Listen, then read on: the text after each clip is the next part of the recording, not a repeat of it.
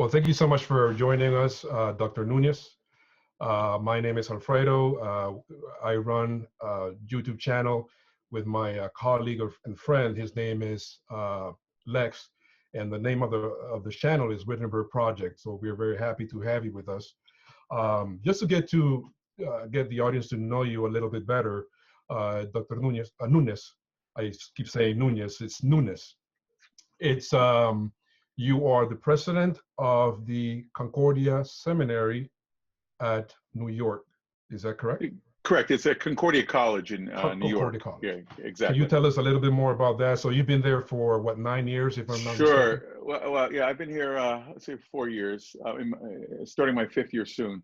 So Concordia College is, our mission statement is a Christian higher education community of learning where mutual respect flourishes, responsibility is developed, and reverence for God is cultivated so that students can pursue lives of passion, purpose, and service. That's who we are. Well, good.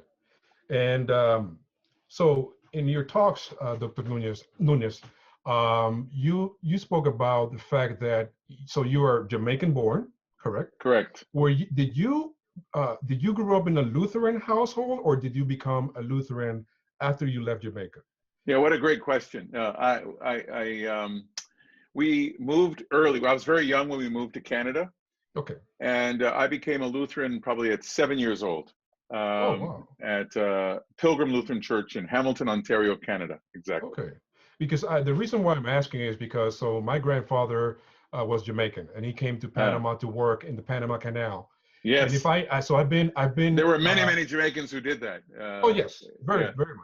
And many stayed and settled in especially the eastern part of Panama. That is correct. That is correct. And so my grandfather from my father's side, he's from Barbados, and from my mother's side, Jamaica. And are you familiar with the Panama Canal Zone, perhaps? Of course. Okay, you are. So you know about Gamboa. I mean, you're friends with Leopoldo Sanchez, so he probably told you many things about Panama. And so in my mind, I've never thought of Jamaica as a country where you would find a lot of sacramental churches, if that makes any sense. When I think about Jamaica, I think about Baptist, I think about Methodist.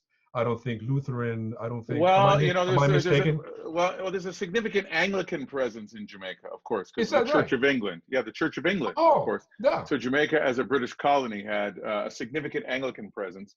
And the other thing is that Methodist churches in Jamaica are derived, previously had been, from a kind of British Methodism that was much more liturgical and sacramental, for example, than Methodist churches in the U.S. for sure. Okay. So, and how do you?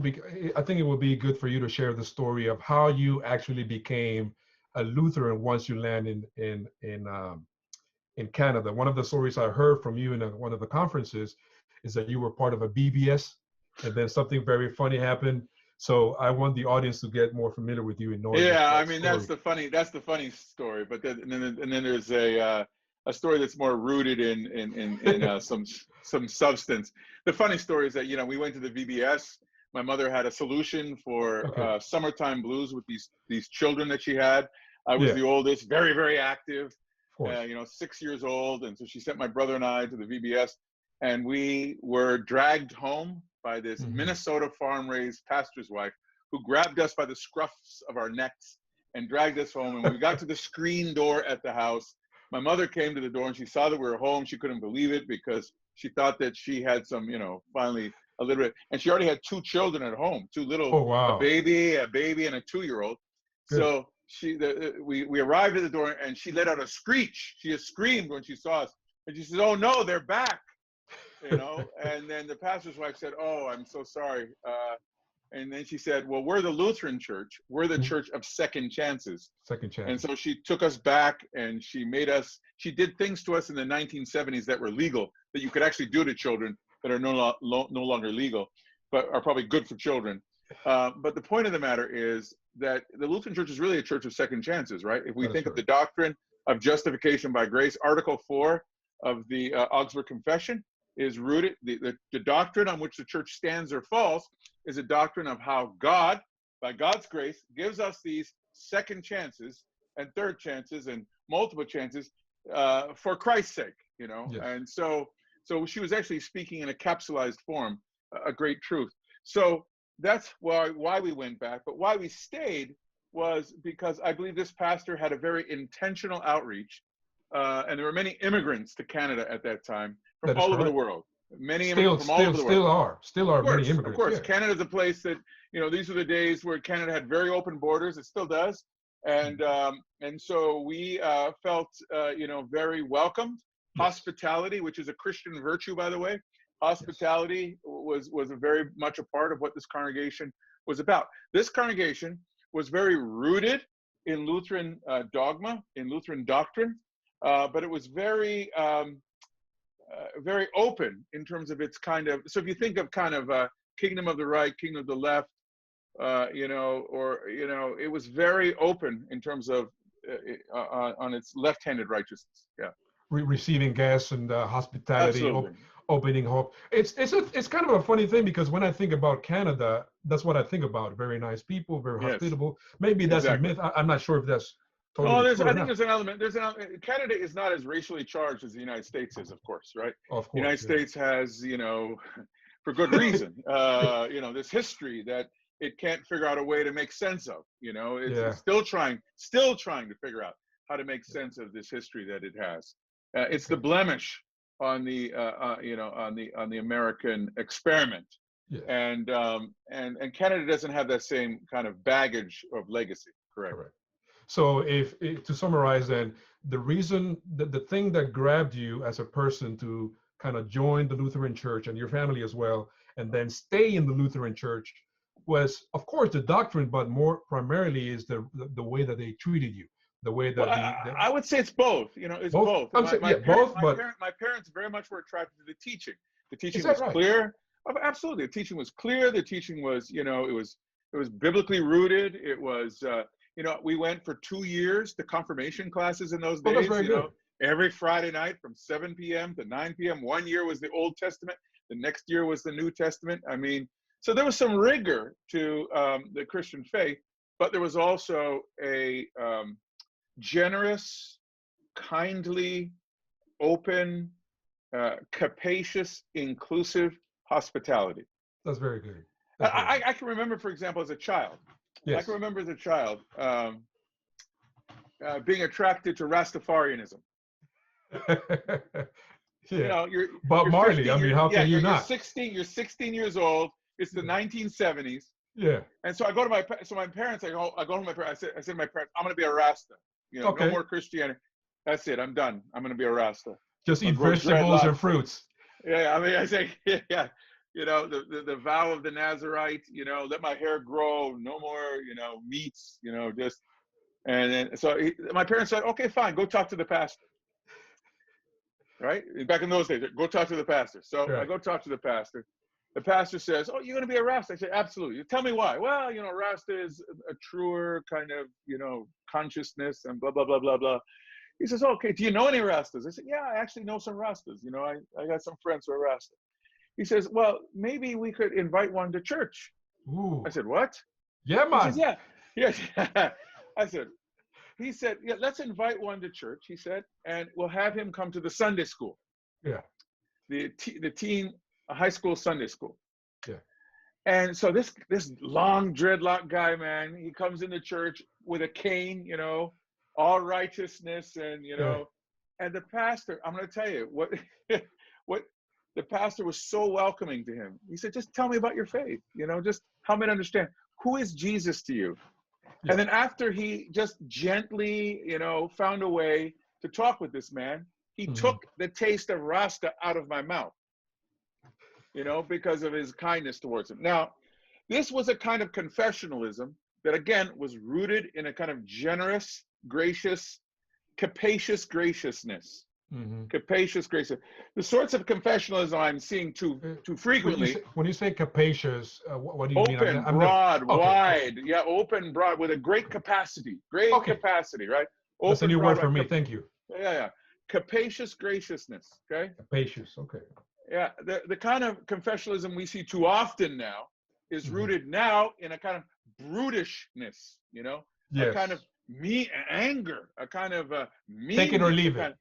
a kind of fear, a kind of sledgehammer, Mm. and that's not the kind of confessionalism we experienced. So, I mean, he was firm. This pastor was very firm. So I thank God But for the open. way, yeah, I thank God for this pastor. Yeah. Thank you so much. So Edward one of the things, J. Kaler, we should remember the saints. Edward yes. J. Kaler. Yeah, he's Amen. with the Lord now. Yeah. Amen. Amen. One of the things that you mentioned, so I watched, I think, 2 or 3 of your conferences where you're talking about the book. And one of the, and also the, so you had a little interview on a podcast with, I think, 3 students. I mean, it was some while ago. It's only a podcast, it's only audio. And, and one of the things that you mentioned in the podcast was the concept of marginal. And I was captivated by that word because it, of course, I wanted to expand more on that word for the audience. But kind of the concept was, we tend to judge what's marginal compared. I mean, we always put ourselves in the center. And Yeah. so, and one of the things is like, I guess as Westerners or people here in America, they think, oh, to be a Baptist or to be a white Lutheran is the center of the world, and those over there are, marginals. And then you also spoke about 87% of the world being minorities. And so if you can go ahead and Alfredo, you're charming me right now with how much time you're paying attention, listening to those are a number of topics there that you've kind of woven very neatly together that are really important to me. So you have until 6:55, so go ahead. The essence of sin, right? Yeah. And this is very Augustinian. Of course, Mm-hmm. Luther is Augustinian, So the essence of sin is, in curvatus in se, to be radically turned in on one's self. So it's to put the kind of I at the center of it, the middle, and I sometimes say, for confirmation classes, the middle letter in the word sin is a what? I, a capital I. The middle letter in the word pride, I, right? The middle letter in the word tribe, I. So you have these, there's predominant, this I. So when it's about me, myself, and I, this is what sin is. And this is what humans are. I wouldn't say it's just Americans. I think it's all people, right? Is that we are Americans, though, have a particular proclivity, which I can say more about later. But but there is this kind of notion that we are the center of the universe, the center of the world, right? Mm-hmm. And that those people are, we're normative, mm-hmm. and that over there is kind of marginal, or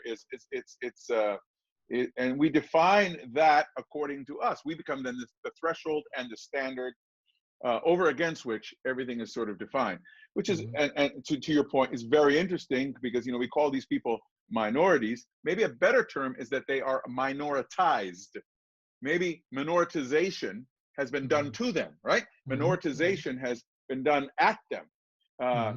We've been made them into thems, and they and us, right? So nonetheless, we kind of minoritize these populations and we call them, minorities, which, as you point out, 87% of the world's population. How could that be a minority? Okay, and we call that marginal. So there's a story I like a lot where there was a man speaking, Bishop H. George Anderson. Okay. And he was speaking, so he was an ELCA bishop, and he was speaking at the seminary at St. Louis, Missouri, the Concordia Seminary in St. Louis. And a student rose and asked him the question, Bishop Anderson, I'm very concerned.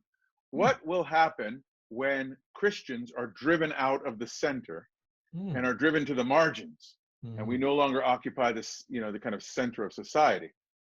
Then what will happen? I think I know the answer. Yeah. Yeah. H. George Anderson, he was very clear. He said, he said this first: attributions of marginality depend on our assumptions about the center. So think about that. So what you consider marginal has a lot to do with what you consider center. Now, that is correct. If this is maybe something you haven't heard in any of those tapes. So if you consider Jesus as the center, like Dietrich Bonhoeffer writes, so Christ the center, then that changes how you define what is marginal. Because if Christ becomes the center, then margins are wherever Christ is. And where is Christ? Christ finds himself always as a kind of stranger here, right? Christ does not occupy Jerusalem or Rome. He goes to these backwater places, these outcast places, even the place he's born, Bethlehem. What is this, right? And then from there, he's in all these other places. Can anything good come out of Nazareth? All of this stuff, So I don't know. I think we've got it kind of upside down and backwards. And we've got some work to do in this. The kind of the dissection of Christianity from the thrones of the empire, Yes. And so there's some dethroning that we need to do ourselves. Yeah. And then when you, in my opinion, when you couple this mentality of Christianity as thinking I'm in the center, and then you mix that with the kind of the national identity of, for example, America being a Christian country. I think that's even more dangerous. But another concept that I thought Dr. Nunes does, I thought it was impressive, was we judge, as Westerners, Augustinians, you could argue, we judge other nations by the things that we hold dear. So, for example, financial power, academia. We are people that are prone to, have a bunch of books, treatises, and we have our dogmatics, 50-volume dogmatics. And then when we encounter people like, for example, in Eastern Orthodoxy or Oriental Orthodoxy, that are not so much given to, in my opinion, you educate me if I'm wrong, not so given to have everything put in the book form, so to speak, then we look down on them in a way.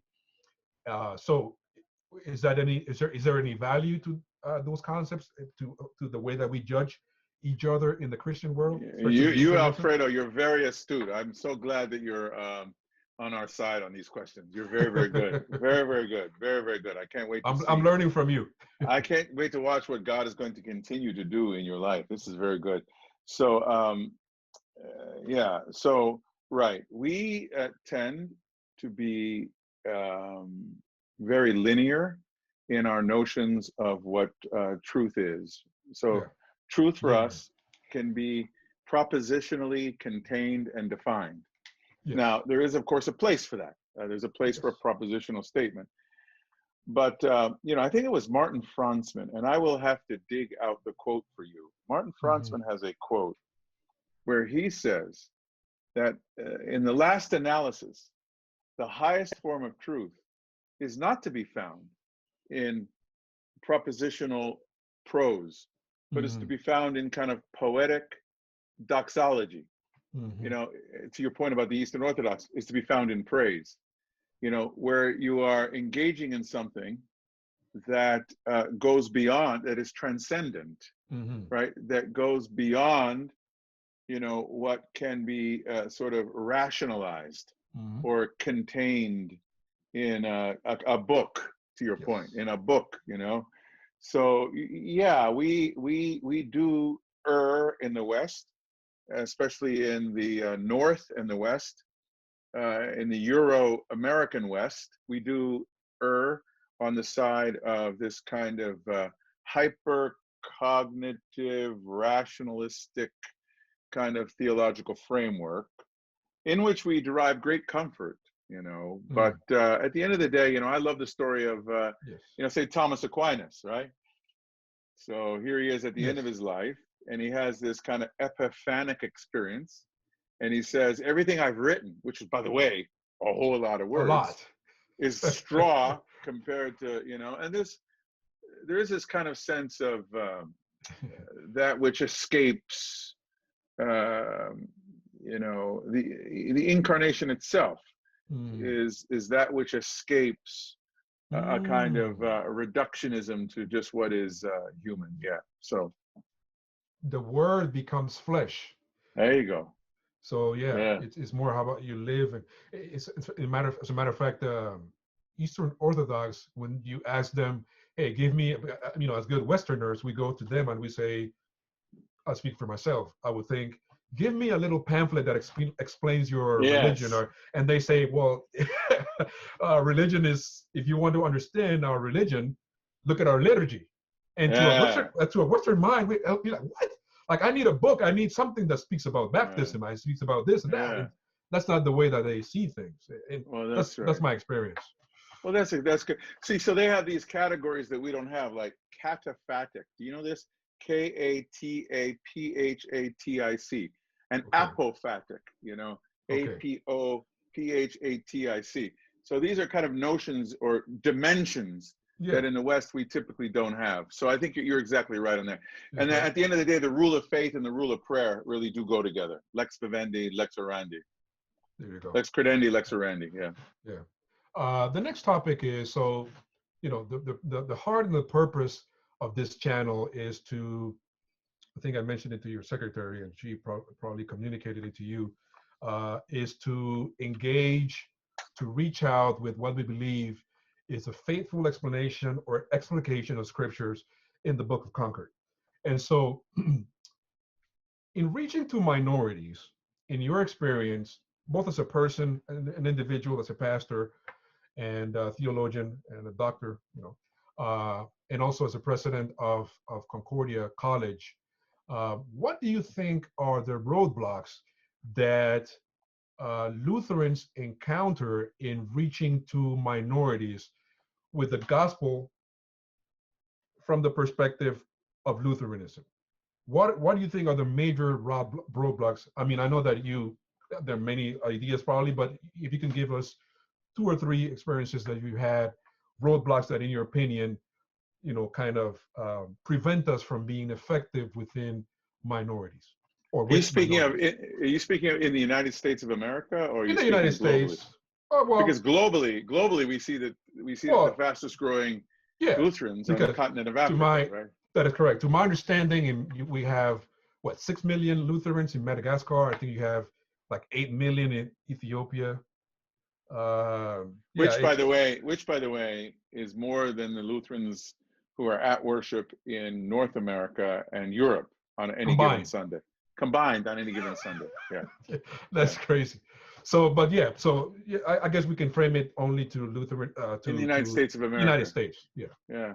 What would be your? Well, I think, you know, you can look at this. I don't think the problem is primarily theology. I think the problem is sociology. Right. I think the problem is history. I think the problem, so it's, you know, demography. I think the problem is enculturation. So to use your phrase, the word becomes flesh, you know, where people can recognize the rites and the ceremonies and the word kind of in their own language. If you think about a principle of the Reformation, it was exactly that. You know, Martin Luther said, "God be praised. Finally, the Bible is in the hands of the people." Yeah. You know, the Bible is in the Bible's in the language of the people that they can actually recognize, and they can, you know, in their mother tongue. And so there is something about speaking in one's mother and hearing in one's mother tongue that I don't think we've paid enough attention to. With our kind of hyper rationality, there comes notions that are purely sociological. Notions of how time works, notion of how the body works. Like, what do you do with dancing in worship, you know, or movement in worship, you know, or rhythm in worship, or drums in worship, you know, where you know. And so we've attached a lot of significance to kind of the Apollonian notions of what constitutes, you know, beauty and truth, and I think we've missed some of the you know, some of the other elements that cultures bring. Of course, we have to test all things, you know, 1 Thessalonians 5:14, test all things to see what's up. So we should test all things. We don't just uncritically accept a custom or a practice, but I think we have to be aware that the liturgy, there is no liturgy that is acultural. There is no theology that is acultural. Everything comes with culture attached to it. I mean, it's impossible for, it's like when you talk to somebody and they say, "Oh, you have an accent." According to whom? Yeah, exactly. You know, Leopoldo does this so well. You know, he'll go into a room and says, "Raise your hand if you have an accent." You know, you got a third of the room has it. Yeah, everybody has some kind of accent. What do you talk normal? And everybody else has an accent. So that's part of what I mean, you know. To That's when someone you in say Boston, someone in Florida has right. an accent. What are you Exactly. So it's realizing that, now that doesn't mean that every accent is, as good as another accent or Yeah, whatever, but it yeah, means that there are a whole variety of ways of saying something, you yeah. know, and we have to, So, I think, so, yeah, but that has nothing to do with theology. That has to do with culture and sociology. culture, sociology. So, but because here's the thing. So, do you think can we be faithful to the Book of Concord and not fall into what some people have used to say, well, this is adiaphora. This is adiaphora. I can do whatever I want Oh. within. Can you be faithful to the Book of Concord and the liturgy as understood from the Lutheran perspective, and at the same time include other cultural elements? I go to church, well, when I Is used it to go to church, now we're in COVID, but I go to okay? a church every Sunday that does exactly that. So, and Okay. when people say, well, show me an example, I say, go to Redeemer Lutheran Church in the Bronx. Okay. And there you have, people, from Guyana, Okay. so Indians who Okay. are Guyanese, so the Caribbean. You have Yeah. Jamaicans, lots of Jamaicans in this congregation. You have African Americans in this, people from a whole variety of, you have white people, you have all kinds of people in this congregation. And yet the Mhm. worship there is, every Sunday Eucharist is, on high holy days, the use of incense, That's good. so you could say it's a I very love incense. liturgical I church. love incense, brother. Well, I would suggest that you interview this pastor. Okay, his Okay. name is D.N. Taylor, D.N. D-I-E-N Taylor. Taylor. I'll send you his information when we're done with this. Okay, Okay, good. interview him and talk to him a little bit about how he does what he does in his place, because he and they sing a whole variety of hymns. So I think to be Catholic, for the church to be truly Catholic, all of us need to be singing hymns that are different Catholic. than our tradition.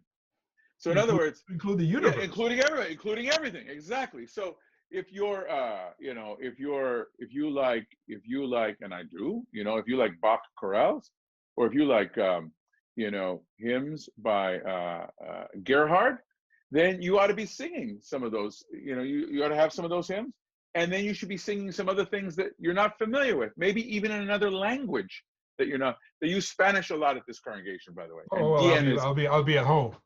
is fluent in Spanish, and in the liturgy they'll have Spanish and English, Spanish and English, Spanish and English. Oh wow. Because everyone needs to hear something that maybe it makes them a little bit uncomfortable, But because guess what? The church is bigger than you. That is It's correct. bigger than me. The church is all of these other. So I think that's a place that has done this and done this well. So it is actually doable. I mean, there are a lot of people who talk about enculturation. But here, there's an example of someone who's doing it, and I believe doing it very well.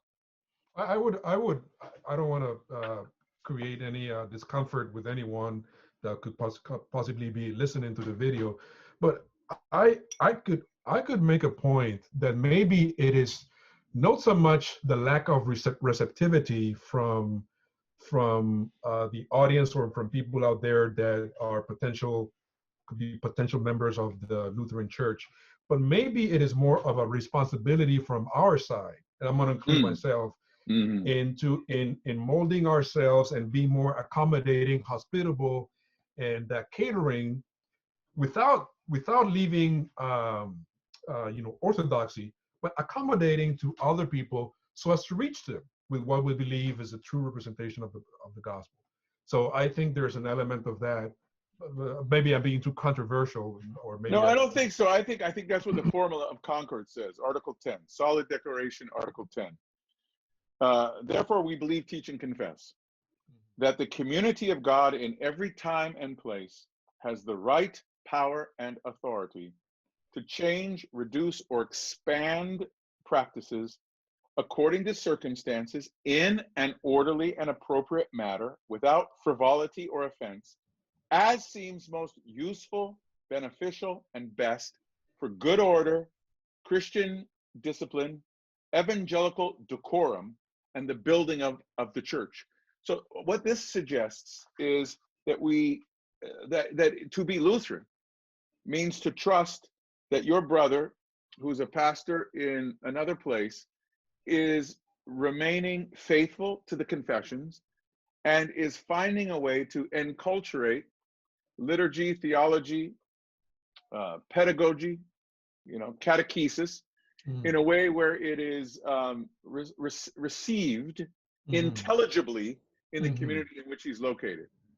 And if we gave permission for people to do that, I mean, not only permission, but encouraged people to find. So if you're working among, for example,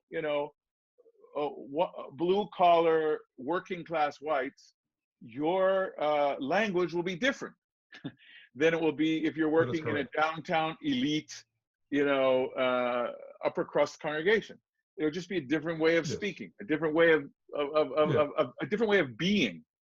And so, I think for us to not be as afraid about difference. I don't think we deal well with difference, and we get nervous around, all of the pluralism that I believe is a gift of God. And so what we do instead is we then say, well, we have to control this, and everyone has to do the same thing, sing the same song, and sing it in the same way. That is good. Well, let me tell you, brother, right now. No, and that is absolutely right. To even pretend that people are going to do everything the same way that we do it is to have these beliefs is what, in my opinion, what created the great schism in 1054 between the Eastern Orthodox and the Roman Catholic Church. That's because of the lack of understanding between traditions and cultures and the language barrier and all that kind of thing. I think that's what happened, but that's so you think it was as much a semantic problem or a terminological problem or the way words are sort of freighted or loaded than it was a actual theological problem? No, I think it was a mixture of things. It was a mixture of egos clashing. Yeah. It was a mixture of theological, they didn't see eye to eye on certain things. It was a disrespect, perceived disrespect over the filioque thing. It was a cultural misunderstanding, things that we Latins and Western people do things differently from the Byzantine or whatever. So all of those elements, and also it was like, say, microaggressions over time kind of derailed everything, and then both popes went nuts and everybody was excommunicating each other and that kind of, but it's just human nature. It's, as you said in the beginning, we place ourselves in the middle and we are so egotistical, egomaniacal at times, and that can create all kinds of ruptures and schisms. But I mean, that's been my observation from what I've seen in my studies. So I don't know much about you, Alfredo. You said we use a little bit of this time to understand a little bit about you. Are you a student? No, I'm not a student. As a matter of fact, that's one of my desires, but there's something called a financial factor that sometimes it's a hindrance. And I also have I'm limited as far as moving from the house, like most seminaries. Well, I'm very, very proud of you. I mean, I see behind you there's a baby bed. That is correct. That's the crib. Yeah. I have an 8-month-old. That's an important vocation. Very, very proud to see that. Brother, those two little girls have transformed me. I think I've gotten more godliness out of them too. And do you have your undergraduate degree? Your BA? Yes, I've been only in the country for 5-6 years. Wow. So I did my whole life in Panama. In fact, I was chatting with Leopoldo. By the way, my second name is Leopoldo, so we have that in common. Oh, wow. And we also went to the same school in Panama, so that's like, wow. So it's Lutheran, Panamanian, same school. That's crazy. That's very narrow. What are the odds? That's awesome. So anyways, I did my bachelor degree back in Panama, and so it's sometimes it could be a little bit difficult to get those credits validated and sure. So your first calling is as father and as husband. Most definitely. And then but I sense that you're discerning a call as well. Oh yeah. For years, I've been wanting to join a seminary. the online route would be the best for me. Right. But finances and that kind of thing you have to sort out. So I'm just waiting on the Lord. But in the meantime, we're doing these videos, and I see it as ministry as well. But I want to be in the keys and be in the pulpit ministry for sure. That will be my dream. Yeah, awesome. I'll be praying that happens, and seeing what I can do to support that. Thank you. By the way, brother, I had the opportunity, if you want to get to know me, I don't think there's any Panamanian that doesn't see visiting New York as one of their goal lines. I mean, Mariano Rivera, I like there you have it right there. Yeah, so there's like 5 million Panamanians, 5 million Panamanians he was just in New elected York. to the Hall of Fame, right? First time ballot. Yeah. But well, we'll have to figure something out for sure for you to come and visit with us, and come and talk on our campus and visit with us. Leopoldo loves it here. Leo's been here a couple times, and we'll figure something out for sure. Good. Yeah. Now, something else that I wanted to, so we have 15 minutes. Something else that I wanted to tackle was I was really impressed, Dr. Nunes, with the concepts, and I think this is going to encapsulate everything that we talked about. One of your talks, you spoke about the concept of dialogue, debate, and discussion. For every one of these terms, you had a very specific definition, a very specific use within not only dealing with difficult conversations or speaking about difficult topics. It can be race, theology, friendships, whatever. And so if you can go over that, define the terms, and see and tell us how those concepts can help us not only to reach out, but also have better conversations amongst us as Christians. Because one of the things that you mentioned at the beginning of the video was, we can use the Book of Concord, but in a very harsh manner, if that makes any sense. Like, we can be harsh, we can be, have a take it or leave it type of attitude. Can you still see me? Yes, can you see me? Okay. I see you, yeah. Okay. So we can have harsh ways to deliver, both our confessions and stuff like that. So if you can please go over those three concepts, define them briefly, and then speak a little bit more about. Yeah, sure. I'm actually just pulling them up here. Just give me a second so I want to make sure I get these. I want to make sure I got these right. Because I've done a lot of thinking about this, namely that there's a time for each of these concepts, and in a discussion, we present ideas, we typically avoid our feelings, and we listen for places of disagreement. In a debate, of course, we want to succeed or win or advocate for ourselves. We tend to deny the feelings of others, and we listen, but we listen in a preparation to judge and offer a counterpoint. And in a dialogue, we broaden our perspective, we value others' feelings, and others feel valued, actually. And we listen.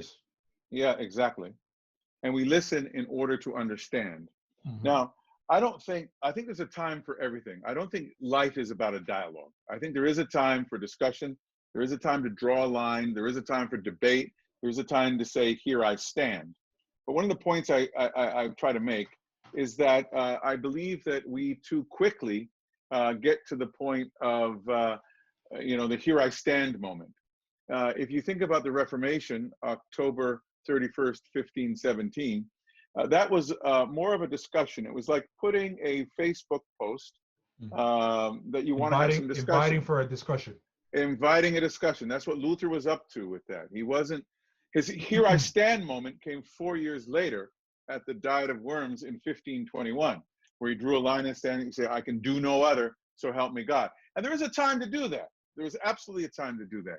But I think we need to spend more time on the front end in dialogue with others, where others actually know that we value their experience and their feelings, and we're listening in order to understand. Sometimes people will say to me, wow, that's really hard to do, when you know a person's wrong. Well, think about your own children. So often we know our own children are wrong, but yet we listen to them and we try to understand them, and they walk away from us feeling valued, not feeling judged and condemned. And I think because we love them. That's why we treat them like that, because we love them. And I think too frequently in the church, we kind of rush to judgment, or rush to a statement of drawing a line in the sand. And we don't spend enough time on the front end with some sort of dialogue. That's the point I try to make there.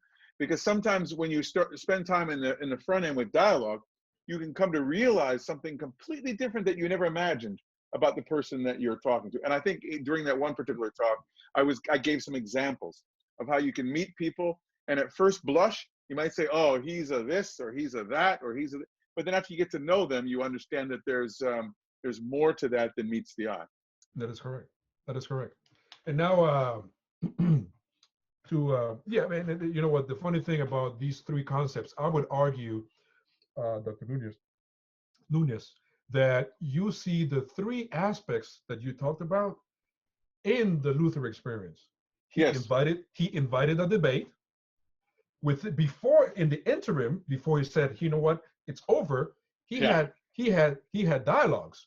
That's right. Different, That's right. You know, with Karstad and different exactly. cardinals and stuff. And then after a while, they say, well, you know, you need to shut up and just recant, and that's it. Right. And he said, no, I'm not going to do it. And he drew a hard line. So, there's a time to do that. There's a time for all three. I'm not saying that life is only dialogue. I'm just saying I think we rush too quickly to draw the line in the sand, the here I stand moment, and we don't actually take a chance to get to know people. You know, and when you get to know people, you realize, you know, people are complicated and their lives are and there's often a story behind the story, and you only realize that by actually getting to know people. Okay. So this is why, you know, this is why visitation matters, right? That's right. That's right. And you know, unfortunately, I used to be a Calvinist. I used to be Reformed, and the perception I had, for better or worse, of Lutherans were, it was like people that are, you know, can be vitriolic. And of course, I'm now in the camp. I know better, but that was a perception. Is, you know, drawing hard lines and being so you know, can be harsh or whatever. But you know, I think those concepts can be very, very helpful. But you know, to close, I just wanted to say this, Dr. Nunes, is one of the things that I took from your talks that I thought was very, very important, and I'm trying to incorporate that in my life as well, as a husband, as a father, as a Christian, is this experience that you had with, I think it was a lady that was part of your church, and I can say this because you said it publicly, and she, in discussing with you and admitting, she admitted that she had prejudged you as the president of Concordia, and she said that, you know, I don't think she ever, I don't know if she ever realized what she was, you know, the wrong that she was doing, but you said very candidly in your talk that she admitted that she had certain prejudices against you. Like, well, first of all, she misjudged you as being Latino, and then she said, well, I never thought that my alma mater kind of normal with your last would go the way of higher education and choose, you know, a politically correct candidate, you know, rather than choosing someone. But now that I've got to know you, she says, you're very qualified, you know. Exactly. Assuming, so she assumed from the get-go, but here's the thing that I thought it was funny, or not funny, but really touching, and shows the gospel oriented character of Lutheranism, and maybe as you as a person, is that you had the patience and the gospel, you know, the heart to forgive, to have a dialogue, you know, as you know, extend her forgiveness, and you know, I thought that was fascinating. And then you also had another experience with a gentleman that would make coarse or you know, jokes, racial jokes that were not appropriate, and you pulled him to a side and you spoke to him, but you know, he came to repent and he showed contrition. He wept. There you go. And so that's what I take from your talks, because we're talking about vivendi and credendi, and showing our confessions in incarnational way, I was the best. Or are you there? Yeah, you froze. You froze up. Okay, one I'm second. sorry. Okay, you're good. I heard you. Lex Okay. credendi, lex orandi, Yeah. incarnational. Yeah. So that is a great display of But brother, Lutheranism being you know where incarnated. yeah, you know where I learned this? Go ahead. If you turn around, you'll see a crib behind you. This is where you learn. This is where you learn this, right? This is where you learn. I truly believe this. I truly believe. So Monique and I, we have a family, and we have 6 children. 6 children. Okay.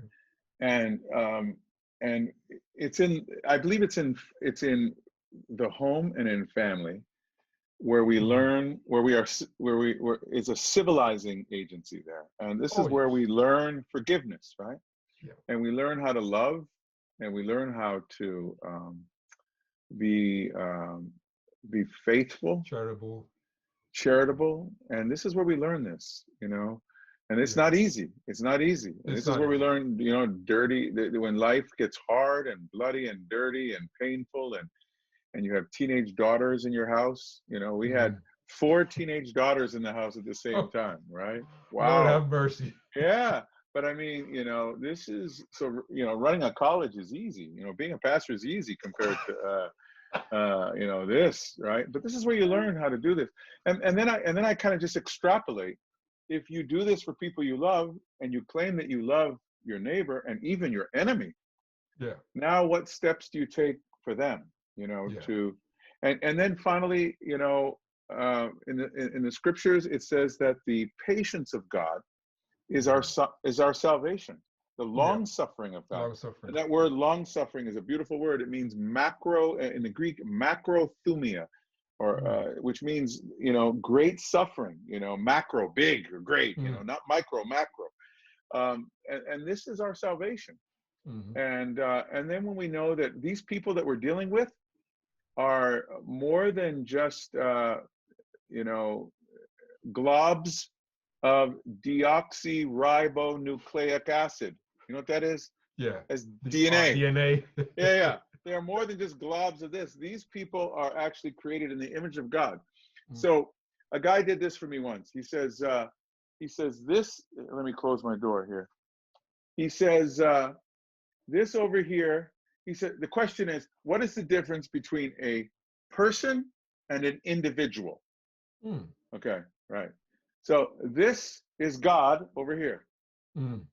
This is an individual over here. This is a person right here. See, so an individual is just this atomistic kind of being, right? Right. Yeah. But a person is someone made in the image of God, who has a purpose and dignity and worth and value. And when you kind of get that, every single person, C.S. Lewis said, right? Whatever your eyes see in every individual, that your eyes have never seen anything more sacred than that, except the Blessed Sacrament. The most sacred thing your eyes have ever seen is this person in front of you. And so, this is good theology, the Imago Dei theology. Now, it doesn't mean you don't hold people accountable. It doesn't mean that people aren't responsible. It doesn't mean you don't use law gospel. It doesn't mean that, you don't draw a line. It just means that your starting point is different. And it's tough for us in a pluralistic society where we have all of these different kinds of people, because the natural instinct we have is to be around people who walk like us and talk like us and look like us and cook food like us and dance like us or don't dance like us or whatever it is that people do, right? So it takes work in a pluralistic society to figure out ways to love that which is different. But that's what love is made for. Yes. Love is not made for sameness or for when it's easy to love. Love is made for when there's a breach or where there's a gap. And this is what God does by grace, is fill the breach and fill the gap. And then God has called us to be peacemakers, breach, to heal the breach. and to be those kind of people. Well, that's why I think I'm so fitting. That's why I love New York so much. I had the opportunity, and I know that you have to go soon, to go in 2018. And I love that. I love the diversity. I love the different cultures, different cuisines. I'm Panamanian. I'm from Panama City. You have every different ethnicity there represented. So I loved it. You even have this. You know what this is? Oh, Jamaican. Yeah. And I'm part Irish. I'm Jamaican, Indian. Of course, we all are. I mean, the world is a mix, right? There's no pure anything. Okay. Yeah. We're all part of a whole bunch of things. The only thing that's pure, the only thing that's essential, is that we're children of God, Amen. For whom Jesus Christ died. Of that you can be sure. That's the only essentialism. Everything else is a non-essential category. Yes, non-essential. Dr. John Nunes, President of Concordia College, New York, author of, I have it right here, Voices from the City, Issues and Images of Urban Preaching, and Little Things Make Big Differences, a story about malaria. I would imagine that this book was written Africa, or? Yeah. Here we go. And Wittenberg. I was going to leave it for last. Yeah. Okay. Yeah. Wittenberg Needs a World. Yeah. And then, if I could, I have another book coming out in October called Meant for More, and the subtitle is In, With, and Under the Ordinary. So I would love to talk to you again, maybe a little bit about that book. You got it. Yeah, I'd love to. You took the phrase from Luther, in, with, and under. I'm happy to be a Lutheran. Me too. Yeah, but listen, I'm proud of you, man. I'm very proud of you, brother. I'm very, very proud of your intellectual curiosity, your intellectual humility. Oh, thank you. And because God can use this, and your intellectual courage to say things that are, true and not easy to say. And I wish we could spend much more time, but I'm definitely going to have you come here in New York sometime, okay? I will. I will see you again, brother. God bless you, man. Thank you. Okay. Thank you so much. All right. Yeah. Bye-bye.